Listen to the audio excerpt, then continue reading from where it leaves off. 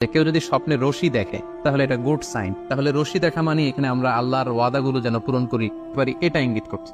এরপর স্বপ্নে যদি আমরা কাক দেখি, এটা সাধারণত একটা নেগেটিভ সাইন। আমরা যদি স্বপ্নে লম্বা কাপড় দেখি, এটা গুড সাইন। আর খাটো জামা থাকলে সাধারণত এটা নেগেটিভ সাইন। অর্থাৎ যার জামা লম্বা তার মানে তার তাকওয়া বেশি বা তার দিনদারি বেশি। আর স্বপ্নে যদি কারো জামা খুব ছোট খাটো বা জামাহীন অবস্থায় কাউকে দেখা হয়, এটা সাধারণত তার দিনদারি কমে যাচ্ছে বা তার তাকওয়া is decreasing day after day.